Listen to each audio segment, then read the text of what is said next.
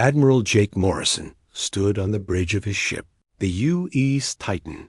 The ship was huge and powerful, the pride of Earth's space fleet. Jake had been in command for 10 years, and he had never seen anything like the message that came through. The radio that morning, the voice belonged to Zixtel, a tall alien with blue skin who spoke for the Galactic Council. The Council was made up of 12 different alien races, and Earth had been part of it for 50 years. Jake trusted these aliens. All humans did. Admiral Morrison, Zixtel said through the speaker, "We have terrible news. The Catherine Empire has attacked your outer colonies. They are destroying everything. You must evacuate all humans from the outer worlds immediately." Jake felt his stomach drop. The outer colonies were home to 3 million humans. They lived on planets far from Earth, mining asteroids and building new cities among the stars. If the Kethron were attacking, those people were in deadly danger. Catherine Empire was known throughout the galaxy as savage killers. They had no mercy and took no prisoners. Their ships were fast, and their weapons were powerful. Even the Council feared them. "What about protection?" Jake asked. "Can the Council fleet help us?" "Yes," Zixtel replied. "We will send our best ships to guard you while you evacuate. Bring all your people to the Kepler Gate. We will escort them through to safety." The Kepler Gate was a massive structure in space that allowed ships to travel vast distances instantly. It was the only way to move large numbers of people quickly, from the outer colonies to the inner systems where Earth's main fleet could protect them. Jake immediately sent orders to all human ships in the area. Captain Lisa Bennett commanded the U.E.S. Haven, a large ship designed to carry civilians. She received Jake's message while docked at New Geneva Station, one of humanity's biggest colonies. "All civilians must board ships immediately," Lisa announced. Over the station's speakers, "This is not a drill. We are evacuating due to enemy attack." Families rushed through the corridors, carrying whatever they could grab. Children cried as their parents hurried them toward the docking bays. People had built lives on these colonies. They had homes, jobs, and dreams. Now they had to leave it all behind. Lisa worked without rest for 3 days. Her crew loaded supplies and helped families find space on the crowded ships. The Haven was designed for 5,000 people, but they packed in 8,000. Every corridor and storage room became living space. On Earth, the government was also working hard. Defense Secretary Ryan Clark met with his advisors in the Underground Command Center. Lieutenant Colonel Amy Rodriguez was the head of Earth's intelligence service. She brought disturbing news to the meeting. "Sir," Amy said, "something doesn't feel right about these attacks. The Kethron are hitting our colonies with perfect timing and accuracy. They know exactly where our defenses are weakest." Ryan frowned. "What are you saying?" "I'm saying the attacks are too organized, too planned. The Kethron are known for wild, chaotic assaults. This is different." But Ryan had to make a choice. 3 million human lives were at stake. Even if Amy's worries were correct, they couldn't risk those people. "We have to trust the Council," he decided. "They're our allies." Back in space, Jake watched as hundreds of human ships gathered near the Kepler Gate. Civilian transports, cargo, vessels, and mining ships all carried precious human lives. The Council fleet arrived as promised, with sleek silver ships surrounding the human vessels. The evacuation was the largest movement of people in human history. Ships stretched for thousands of kilometers in all directions. Jake felt proud of how quickly his people had responded to the crisis. Even in danger, humans worked together. Captain Bennett guided the Haven toward the gate. A massive structure glowed with blue energy, creating a tunnel through space itself. The first transport ships entered the gate and disappeared, traveling instantly to safety. Jake watched from the Titan's bridge as ship after ship passed through. Everything seemed to be going perfectly. The council ships maintained their protective formation around the human fleet. Soon, all 3 million people would be safe, and something went wrong. The council ships suddenly changed position. Instead of protecting the human vessels, they moved to surround them. Jake felt a chill run down his spine as he realized what was happening. "Admiral," his communications officer called out, "I'm detecting weapons charging on the council ships." Jake couldn't believe it. That must be a mistake. "Contact Zixtel immediately." But before the communications officer could send the message, the council ships opened fire. Bright beams of energy struck the human vessels. The first transport ship, filled with families from New Geneva Station, exploded in a ball of fire.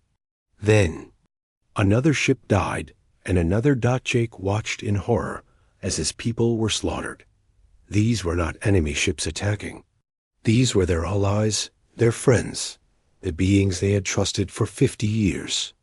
All ships, defensive positions. Jake shouted, but it was too late. The human fleet was trapped in the narrow space around the gate. The council ships had perfect positions to attack. The civilian ships had no weapons and weak armor. They had been built for carrying people and supplies, not for fighting. One by one, they were destroyed by the beings they had called friends. Captain Bennett tried to turn the Haven away from the gate, but council ships blocked every escape route. She watched helplessly as enemy fire tore through her ship's hull. "Evacuate the civilians to the escape pods," she ordered her crew. The battle lasted only 20 minutes. When it was over, almost the entire human fleet was destroyed. 3 million. People, men, women, and children were dead. Only a few ships managed to escape, including Jake's badly damaged Titan Dot. As Jake's ship limped back toward Earth, he stared at the empty space where his people had died. The council had not been protecting them. They had been leading them into a trap. The beings that humans had trusted and called friends had planned this massacre. They had lied about the Kethron attacks. They had convinced Earth to gather all their outer colony people in one place, making them easy targets. Jake realized that everything humans believed about the galaxy was wrong. They were not part of a peaceful alliance. They were victims of a conspiracy that wanted them dead. The only question now was why. Why had their allies become their murderers? And what would Earth do when they learned the truth about the betrayal at Kepler Gate? 3 months passed since the disaster at Kepler Gate. Earth was a world in mourning. Every family had lost someone in the massacre. 3 million people, gone in 20 minutes because they trusted the wrong beings. Admiral Jake Morrison sat in the witness chair before the World Defense Committee. The most powerful leaders on Earth wanted to hear his story again. He had told it 100 times, but they needed to understand exactly what happened. The council ships were in perfect position, Jake said slowly. They knew exactly where we would be. They planned this for months, maybe years. Captain Lisa Bennett was also there to testify. She was one of the few ship commanders who survived the attack. Her ship, the Haven, had been badly damaged, but she managed to save some of the people aboard. They targeted the civilian ships first. Lisa told the committee, not the military vessels. They wanted to kill families, children, innocent people. This was not a battle. It was murder.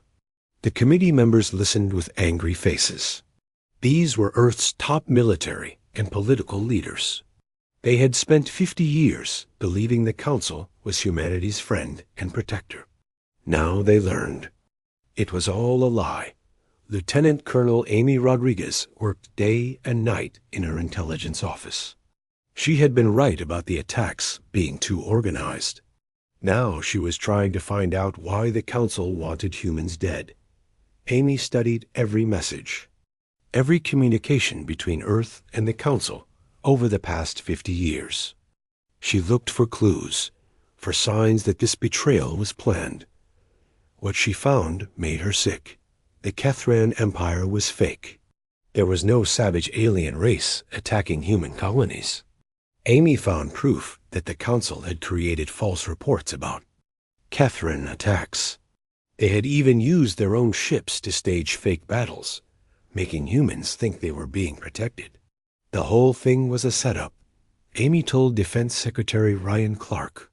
The Council spent years making us afraid of an enemy that didn't exist.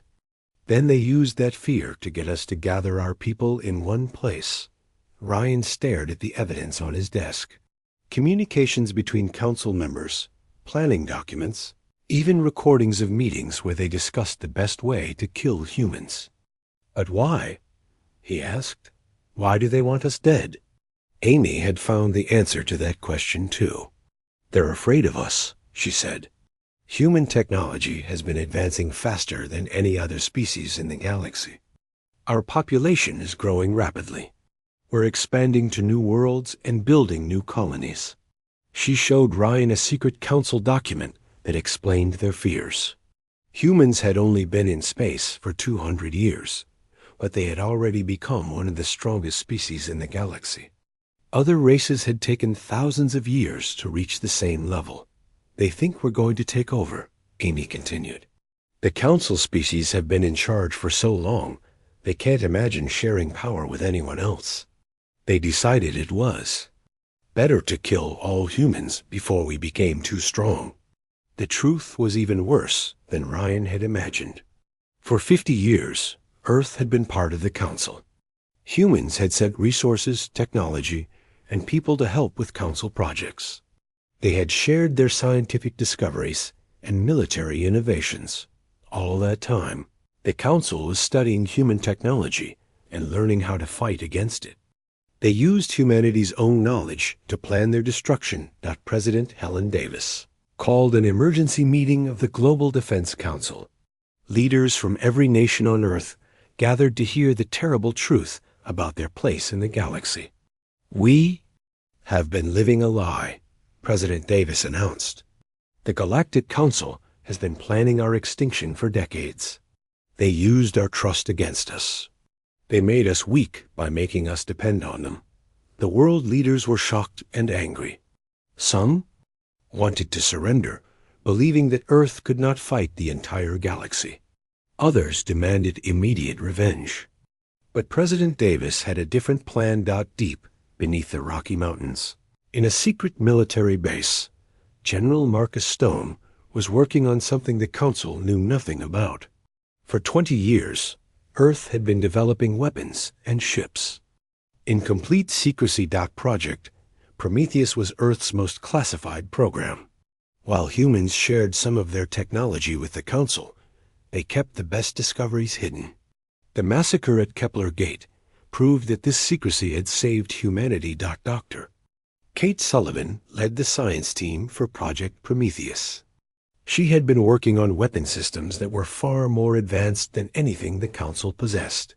Quantum disruptors, energy shields, and faster-than-light engines that could move entire fleets across the galaxy in hours.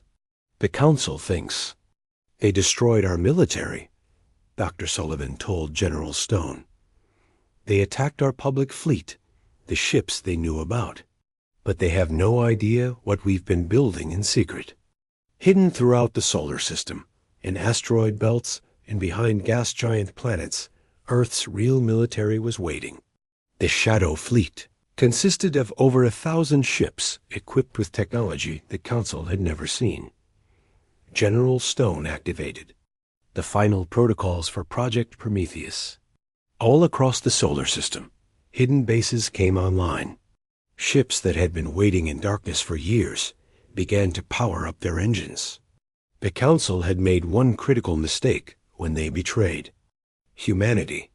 They had left Earth alive. President Davis addressed the world one more time. Her speech was broadcast to every human settlement that survived the massacre and secretly transmitted to resistance groups throughout the galaxy. The Council taught us an important lesson, she said. The galaxy is not a safe place for the weak. They showed us that trust can be a deadly mistake. But they also made an error. They assumed that the ships they destroyed were all we had. On the bridge of the new flagship U's Vengeance, Admiral Morrison prepared for a very different kind of mission. This ship was twice the size of the Titan and equipped with weapons that could destroy Council battleships with single shots. The Council wanted to teach humanity about power, Morrison said to his crew. They succeeded. Now we're going to teach them. The time for hiding was over. The Council species had spent months celebrating their victory over the primitive humans. They believed Earth was broken and defeated. They had no idea that humanity's greatest strength had always been their ability to learn from their enemies. At Kepler Gate, the Council had shown humans exactly how galactic warfare really worked. No mercy, no honor, no rules except survival. Earth had been naive before, thinking the galaxy was a civilized place where different species could be friends. Now they understood the truth. The galaxy belonged to whoever was strong enough to take it, and humanity was about to show the Council just how strong Earth's children could be. The Shadow Fleet began to move through space, heading toward Council territory. For 3 months, the galaxy had believed that humanity was finished. They were about to learn that humans were just getting started. The Council had wanted to eliminate the human threat before it became too dangerous. Instead, they had created exactly what they feared most: a humanity united in anger and armed with weapons beyond their imagination. The betrayal at Kepler Gate would soon be answered, and when it was over, the galaxy would have new rulers. 6 months after Kepler Gate, Admiral Jake Morrison stood in the war room of the UE's Vengeance. The ship was magnificent, larger and more powerful than anything the Council had ever built. Around him, dozens of screens showed the positions of Earth's secret fleet as it moved through space. The Shadow Fleet was humanity's greatest secret. For 20 years, while Earth pretended to be a peaceful member of the Council, they had been building a real military force. Now that force was ready to reveal itself, Colonel Danny Wright, Morrison's tactical officer, reported on the fleet's status. All ships are in position, Admiral. 1,000 vessels across 17 star systems. The Council has no idea we're here. Morrison nodded. Each ship in the Shadow Fleet was equipped with quantum disruptors, weapons that could tear apart energy. Shields like paper. The technology was based on discoveries Earth had made, but never shared with the Council. Now the Council would see it for the first time when it destroyed their ship's dock captain. Sophie Turner commanded the stealth frigate UES Ghost. Her ship was invisible to Council sensors, allowing her to move deep into enemy territory without being detected. For months, she had been gathering intelligence on Council military bases and fleet positions. The Council species had become lazy, Sophie reported during a secure communication with Morrison. They rely on old technology and old tactics. They haven't fought a real war in hundreds of years. This was exactly what Earth's military leaders had hoped to hear.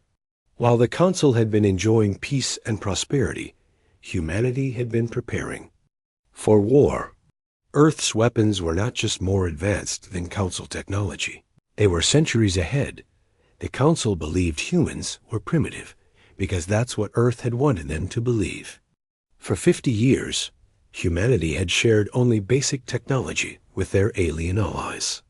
Meanwhile, Earth's best scientists worked in secret, developing weapons and ships that would shock the galaxy. Dr. Kate Sullivan's weapons had performed perfectly. In testing, the quantum disruptors could turn a Council battleship into expanding gas in less than 10 seconds. But the real weapon was surprise. The Council thought humanity was broken and defeated after Kepler Gate. General Marcus Stone coordinated the attack from Earth's command center, buried deep beneath the Rocky Mountains. The plan was simple and brutal: simultaneous strikes on every major Council installation across the galaxy. No warnings, no negotiations, and no mercy. The Council had taught humanity that the galaxy was not a place for the weak or the trusting. They had shown that even allies could become murderers if it served their interests. Now Earth would use that same philosophy against its former friends. Remember, Kepler Gate had become the motto of Earth's military. The phrase was painted on every ship in the Shadow Fleet. It reminded every human soldier why they were fighting and what happened to people who trusted the wrong beings. Morrison studied the tactical displays showing Council positions. The aliens had spread their forces across the galaxy, believing they were safe from any human retaliation. They had no idea that Earth possessed faster-than-light travel technology that could move entire fleets across vast distances in hours. The Council's main military base was on Altair Prime, a heavily fortified world protected by orbital defense, platforms, and a large fleet. The aliens considered it impossible to attack because of its strong defenses. They were about to learn that those defenses were designed to stop Council-level technology, not human weapons. Captain Turner's reconnaissance missions had revealed something important about the Council species. They had become overconfident and careless after 50 years of peace. Their military discipline was poor, their technology was outdated, and their leaders spent more time in political meetings than preparing for war. "They're not ready for a real fight," Turner reported. "Their ships are slow, their weapons are weak, and their crews are untrained. They've been pretending to be warriors for so long, they've forgotten how to actually fight." This intelligence made Morrison smile grimly. The Council had destroyed Earth's public fleet at Kepler Gate, but those ships had been built using Council-approved technology. The Shadow Fleet used purely human innovations, weapons and engines that no Council species had ever seen. The element of surprise was crucial to Earth's plan. For 6 months, humanity had allowed the Council to believe they were victorious. Earth's public communications spoke of surrender and defeat. Meanwhile, the Shadow Fleet moved like ghosts through the darkness of space. Every ship was equipped with cloaking technology that made them invisible to Council sensors. They could approach enemy positions without being detected and strike before. The aliens knew they were under attack. The Council would have no time to coordinate a defense. General Stone reviewed the target list one final time. Every Council government center, military base, and strategic installation had been marked for destruction. The species that had participated in the Kepler Gate massacre would pay the price for their betrayal. But the attack wasn't just about revenge. It was about sending a message to the entire galaxy. Earth wanted every species to understand that humanity could not be destroyed easily. Any aliens who tried to follow the Council's example would face the same fate. Dr. Sullivan made final adjustments to the weapon systems aboard the Vengeance. The quantum disruptors were charged and ready. The ship's energy shields were at maximum power. Every system had been tested and retested to ensure perfect performance.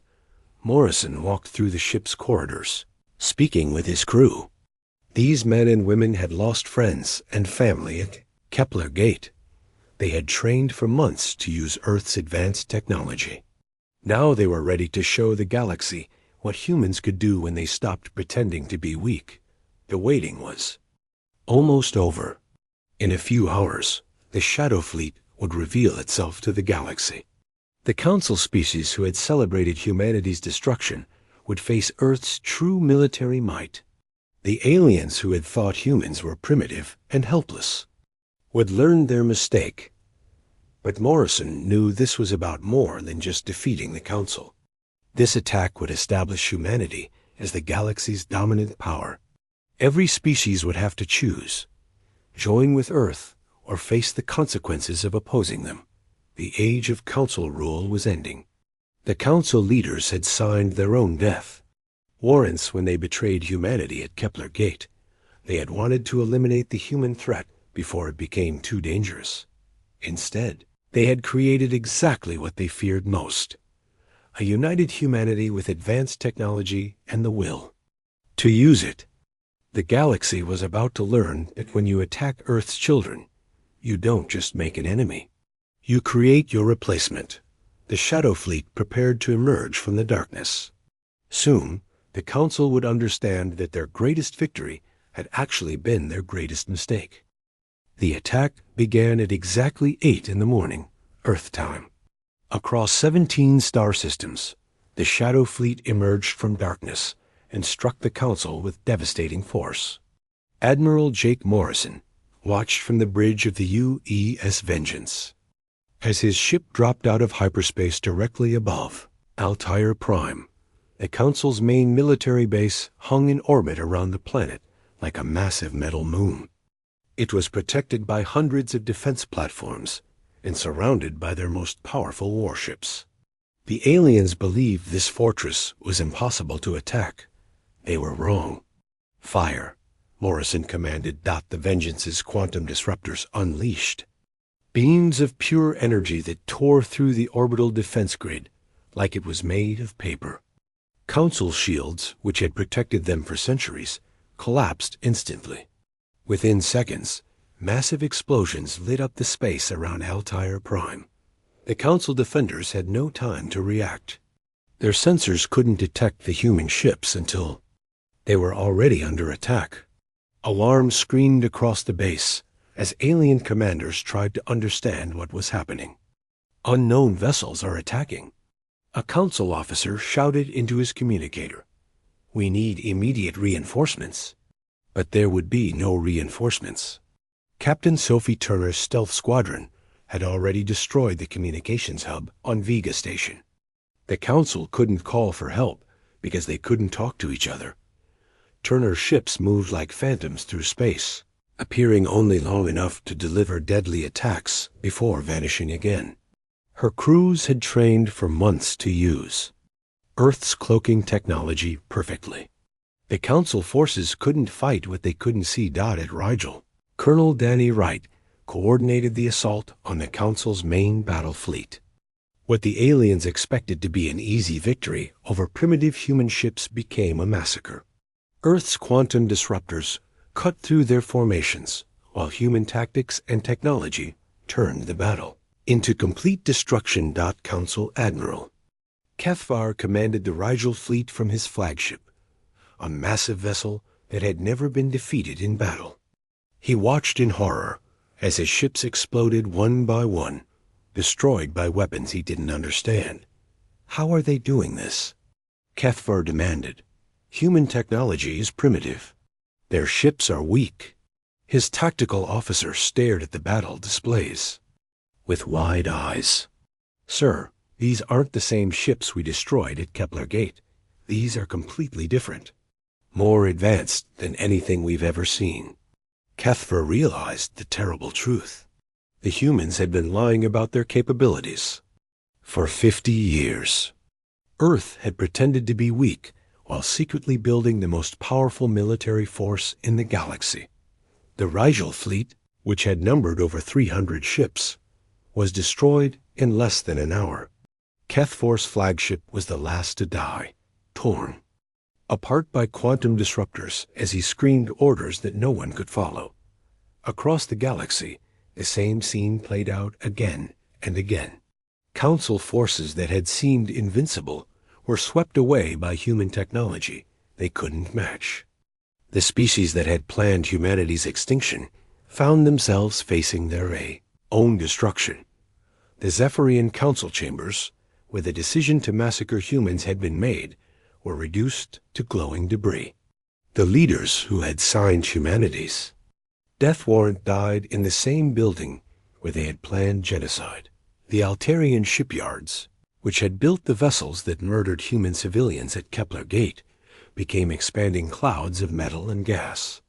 The workers who had constructed instruments of human death watched their creations and their lives end together. On Proxima Station, Council Intelligence Chief Yorthel tried desperately to understand how the humans had become so powerful. His analysts had studied Earth's technology for decades. Nothing they had seen suggested this level of advancement. They must have hidden technology, Yorthel told his staff.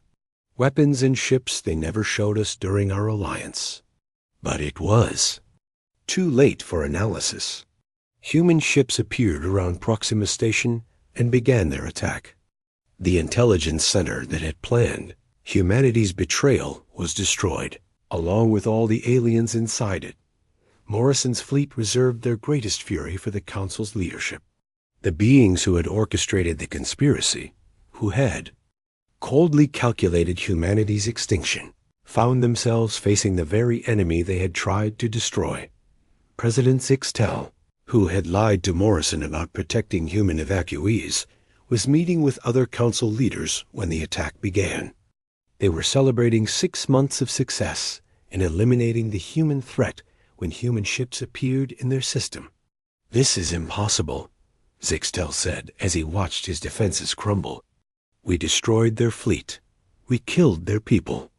They should be finished." But Earth's children were far from finished. The Shadow Fleet brought total destruction to every council stronghold, every government center, and every military installation that had participated in the Kepler Gate massacre. The battle wasn't just about military victory. It was about justice. For 3 million murdered humans. Morrison's ships broadcast the truth about Kepler Gate on every frequency, showing the galaxy how the Council had betrayed their own principles. Species across the galaxy watched in shock as the recordings played. They saw Council ships deliberately targeting human civilian vessels. They heard alien leaders planning the extermination of an entire species. They witnessed the betrayal that had started this war. Many alien species had been unaware of the Council's true plans. They had believed the official story about protecting humans from Kethron attacks. Now they learned that their leaders were genocidal murderers who had used fear and lies to justify mass killing. The psychological impact was devastating.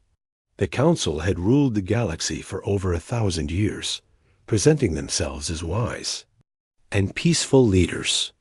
The revelation that they were actually cold-blooded killers shattered their authority completely. As the attacks continued, Morrison received reports from across the galaxy. Every major Council installation was either destroyed or under assault.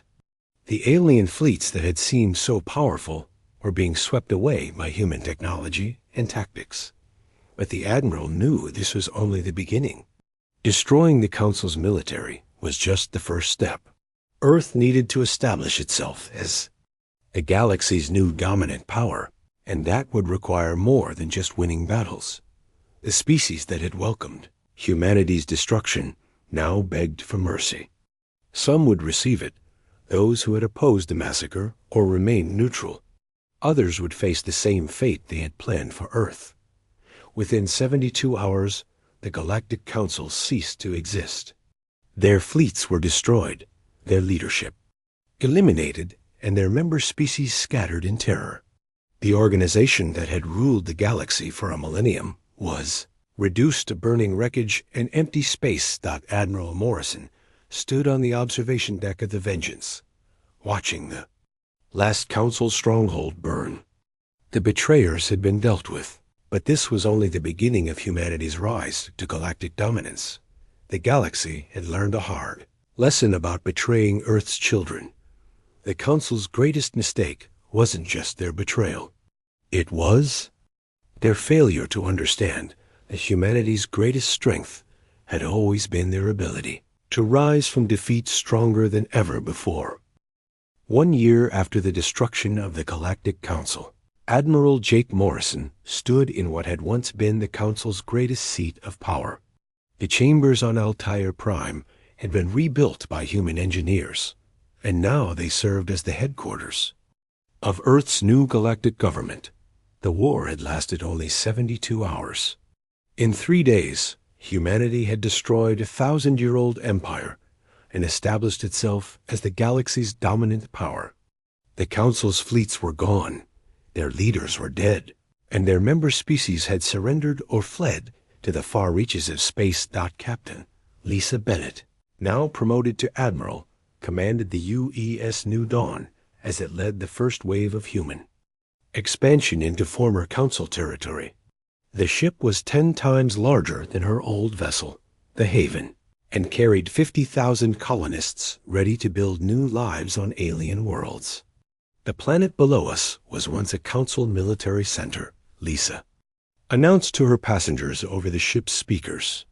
Now it will become New Terra, humanity's first major colony outside our solar system. The colonists cheered as they looked down at their new home. These were families who had lost everything at Kepler Gate, people who had been betrayed by beings they trusted. Now they were claiming worlds that had once belonged to their enemies. The galaxy had changed completely. Species that had supported the Council's plan to exterminate humanity now lived in fear of human retaliation. They sent desperate messages to Earth, begging for mercy and offering tribute in exchange for their survival. President Helen Davis reviewed these requests from her new office in the former Council chambers. She had established a simple policy for dealing with the galaxy's former rulers. Those who had opposed the massacre would be spared, those who had remained neutral would be watched, and those who had participated would face justice. The Regellian delegation is here to see you, her assistant announced. The Regellians entered the chamber with their heads bowed in submission. Their species had provided ships for the Kepler Gate massacre, and now they faced the consequences. Their leader, a tall being with silver skin, knelt before President Davis. Great leader of humanity, the Regellians said, we beg forgiveness for our crimes against your people. We offer our entire fleet and all our resources to serve Earth's new government. Davis studied the alien carefully. Intelligence reports showed that this species had enthusiastically supported the plan to kill all humans. They had celebrated when the news of Kepler Gate reached their homeworld. Your species murdered 3 million innocent people, Davis said coldly. Children, families, civilians who trusted you. What makes you think you deserve forgiveness? The Regellian trembled. We were fooled by the Council's lies. We didn't understand that humans were peaceful beings who only wanted friendship. But Davis had heard these excuses before. Every species that faced human justice claimed they had been tricked or forced to participate. None of them wanted to admit they had supported genocide because they feared human advancement. Your fleet will be disbanded, Davis announced. Your military technology will be turned over to human forces. Your species will serve as laborers in our new colonies until you have earned the right to self-governance again. Some species received better treatment. The Centaurians had opposed the Council's plan from the beginning, arguing that genocide was wrong, regardless of the political benefits. They were rewarded with full membership in humanity's new galactic alliance. The vegans had remained neutral during the massacre, neither supporting nor opposing the Council's actions. They were allowed to keep their independence, but had to accept human oversight of their military and government. Dr. Kate Sullivan now led the Galaxy Research Institute, a massive facility built from the ruins of the Council's science centers. Her teams worked to unlock the secrets of alien technology while developing even more advanced human weapons. We've made incredible discoveries, Kate reported to General Marcus Stone during their weekly meeting. The Council had technology they never used, weapons they were too afraid to deploy. They were more concerned with maintaining control than advancing their capabilities. This discovery confirmed what human leaders had suspected. The Council species had become weak and complacent during their long rule. They had focused on politics and control rather than innovation and strength. When they finally faced a real challenge, they were completely unprepared. General Stone oversaw the establishment of human military bases throughout former Council space. Earth's fleets patrolled the spaceways with a simple message: the galaxy had new rulers, and resistance would be met with overwhelming force. Colonel Danny Wright, now promoted to Admiral, commanded the Galactic Defense Fleet. His ships were stationed at key points throughout known space. ready to respond to any threat against human interests. "We've detected some Kethron activity in the Outer Rim," Wright reported during a staff meeting. "Should we investigate?" Morrison smiled at the irony. The Kethron Empire, which the Council had invented as an excuse to massacre humans, actually existed. They were a small group of pirates and raiders who posed no real threat to anyone. The Council had used their name to create fear, but the real Kethron were nothing like the savage warriors of Council propaganda. "Send a squadron to deal with them," Morrison ordered. "Make sure they understand that piracy will not be tolerated in human space." The galaxy was learning to live under human rule. Most species adapted quickly, recognizing that Earth's government was more efficient and fair than the Council had ever been. Trade flourished, technology advanced, and conflicts between different species decreased, but some aliens still resisted human authority. Small groups of Council loyalists hid in remote systems, plotting to restore their former leaders to power. They sent terrorist attacks against human colonies and tried to convince other species to rebel against Earth. These resistance movements were quickly crushed by human forces. Earth's intelligence services, led by Amy Rodriguez, now monitored all alien communications and infiltrated every resistance group before they could cause significant damage. "The last Council loyalist cell has been eliminated," Amy reported to President Davis.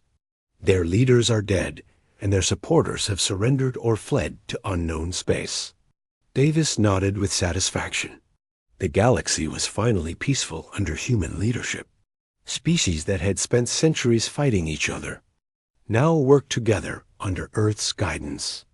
The chaos and corruption of Council rule had been replaced by human efficiency and justice. Captain Sophie Turner, now Admiral Turner, commanded the exploration fleet that pushed the boundaries of known space. Her ships discovered new worlds, new species, and new resources that expanded humanity's growing empire. "We've made contact with the Andromedan Coalition," Turner reported. "They're interested in establishing trade relations with our government." The Andromedans lived in a distant galaxy and had never heard of the Council or the massacre at Kepler Gate. They saw humanity as a young, dynamic species with advanced technology and strong leadership. These first contacts would eventually lead to humanity's expansion beyond their home galaxy. As Morrison looked out at the stars from his flagship, he reflected on how much had changed.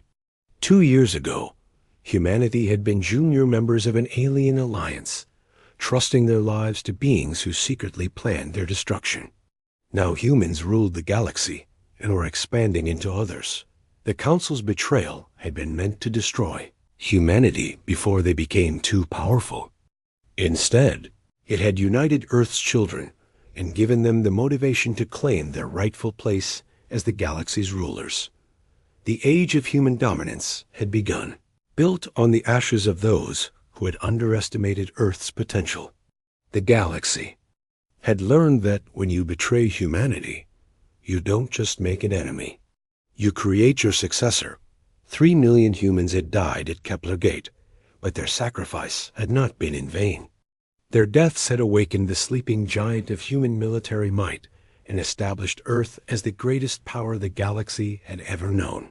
The stars belonged to humanity now, and they would never again trust anyone else to protect what was theirs.